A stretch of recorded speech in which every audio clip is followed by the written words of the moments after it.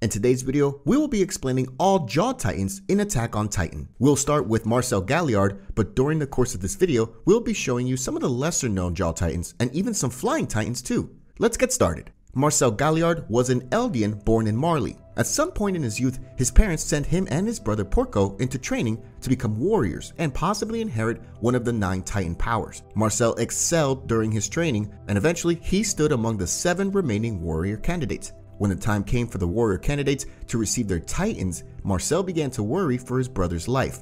In order to keep Porco alive, Marcel managed to elevate Reiner's reputation in the eyes of their Marleyan superiors while diminishing Porco's reputation. Through his intervention, Porco was not chosen to inherit a Titan, and instead, Reiner Braun was given the power of the Armored Titan. At this time, Marcel was chosen to inherit the power of the Jaw Titan. The 6 warriors granted Titan powers were soon sent to war as a test of their abilities. His Titan form was shown to be similar to his brother's, as both were shown to have long hair, a thick black beard at its chin, sunken eyes, and a small, agile body.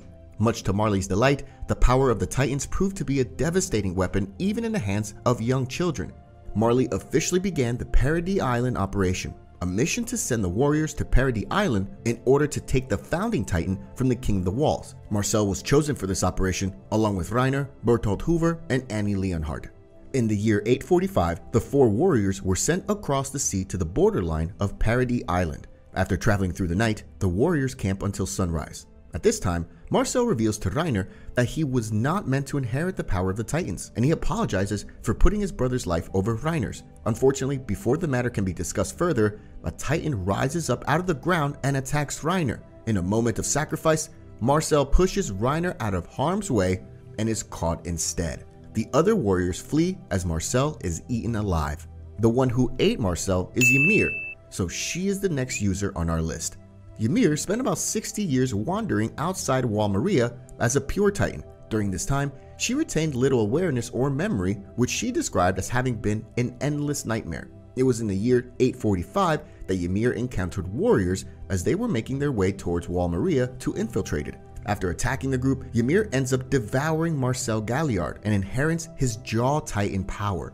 Ymir then awakens in a barren field with strange formations of light in the sky before calling it freedom. Soon after this event, Ymir regained her consciousness and human form. She then traveled to the walls and somehow got access into Wall Sheena. She then spent the next 2 years living within, sneaking about and spying on their society, surviving as a skilled thief. It was during this time that she overheard a conversation between members of the Church of the Walls and learned about Krista Lenz, an illegitimate child who had been given a new name. Her interest in Krista led her to enlist in the military. At some point during her training, the trainees of the 104th Training Corps completed a snowstorm training exercise, arriving at a base at the foot of a mountain. There, Ymir reveals that she is aware of Krista's true past, having heard officials from the Church of the Walls discussing her existence. Ymir uses her Jaw Titan powers to get wounded Daz back to camp. She is one of the Survey Corps members taken outside Wall Sheena by Mike Zacharias, who also disarmed her of equipment on suspicion of being a potential accomplice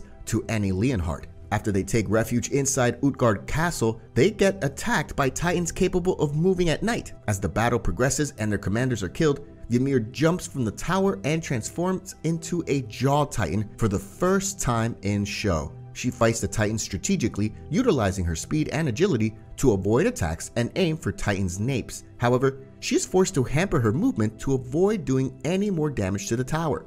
As the tower collapses, Ymir orders her comrades to grab her Titan so that she can save them. The tower completely collapses, burying the Titans under the rubble.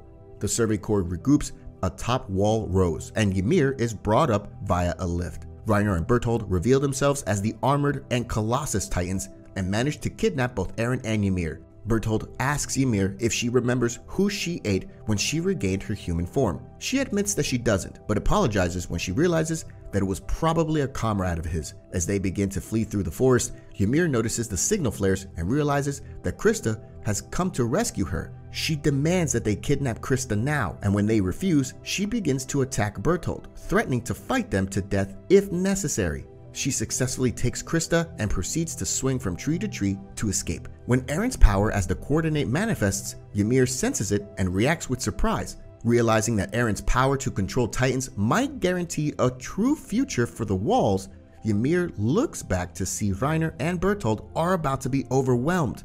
She apologizes to Historia and returns to help them. With her assistance, the three make it back to Wall Maria.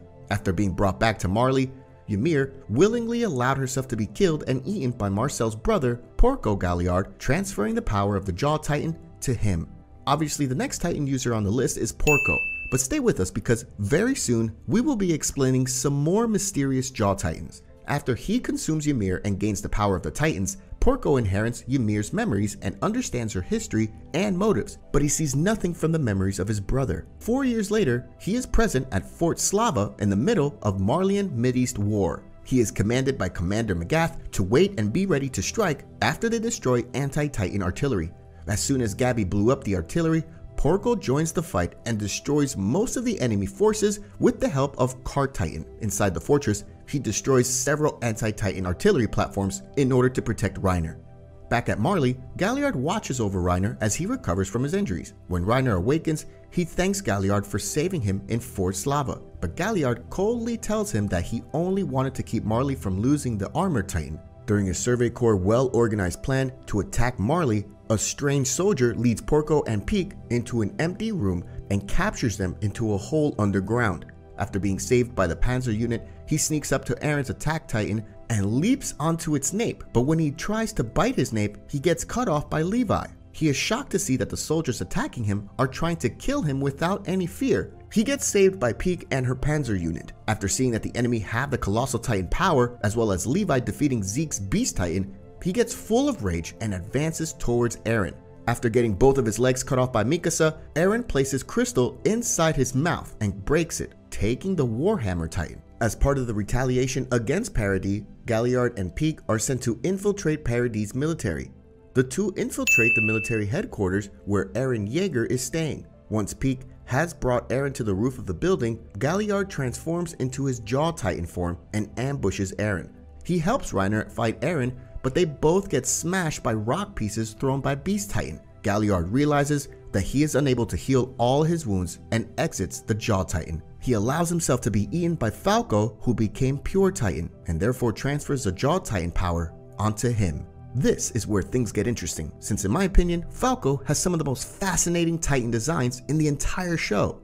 After devouring Porco as Pure Titan, Falco's unconscious body is retrieved from his Titan by Jean Kirstein. Jean suggests to feed him to one of the Pure Titans, but Connie is adamant that his mother should be allowed to devour Falco. An argument breaks out, which results in Connie kidnapping Falco and fleeing with him. Falco wakes up en route to Ragako with no memory of any of the events immediately preceding his transformation.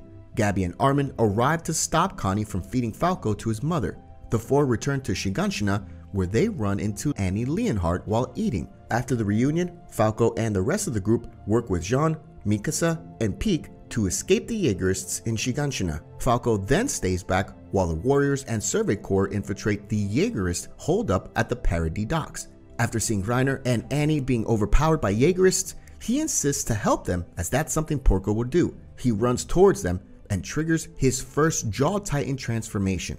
As a Jaw Titan, Falco is 5 meters tall and is much more proportionate and muscular, similar to some of the previous inheritors of the Jaw Titan. His Titan now has 2 sets of jaws, with the outer one being the hardened jaw and the inner one having a human-like mouth and teeth. One interesting observation is that Falco's Jaw Titan has taken on many avian characteristics, with his outer jaw forming a crude beak and his hardened arms and legs resembling talons found in birds of prey. These traits appear to be a byproduct of Zeke Yeager's spinal fluid, which transformed Falco, passing on some of the Beast Titan's animal characteristics. This is proven further when Falco's Titan form eventually managed to sport wings, a tail, and a fully feathered body. Falco and Peak are able to easily decimate the remaining Yeagerists, but as soon as they're defeated, Falco quickly begins losing control of his Titan. He attacks Peak and Survey Corps members, and they are forced to cut him out of his Titan nape. After escaping Yeagerists and arriving in Odiha, it is decided that Falco and Gabi stay behind with Azumobitos and Annie. After leaving Odiha, Falco reveals to Annie that he likely received the memory of a previous Beast Titan who was capable of flight, and theorizes that he could do the same due to the unique appearance of his Titan, which is presumably because he ingested Zeke's spinal fluid.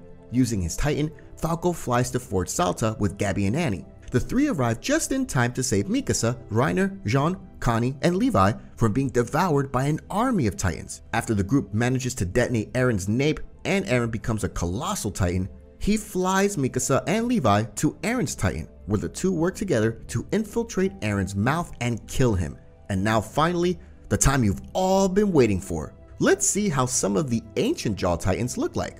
In chapter 122, we get to see the first ever 9 Titan shifters. The first ever Jaw Titan looks similar to Marcel's Jaw Titan because of the long brown hair. It had armored mask covering its face and looked a lot scarier and more terrifying than both Porco and Marcel. During the Battle of Heaven and Earth, with the help of Ymir the Founder, Eren summons all past Titan shifters. There, we see so many previous Jaw Titans, but it's only for a short period of time, and we don't get to learn anything about them. For example, when Jean and Pieck try to get to Eren's nape and destroy it, they fight a bunch of different Jaw Titans. Of course, we weren't able to draw all of them, but we have chosen a few that we think are most unique and interesting. 2 of the Jaw Titans that attack Pieck look absolutely amazing. One of them had a helmet-shaped armor on its head and strong claws as it's able to slice Cart Titan easily.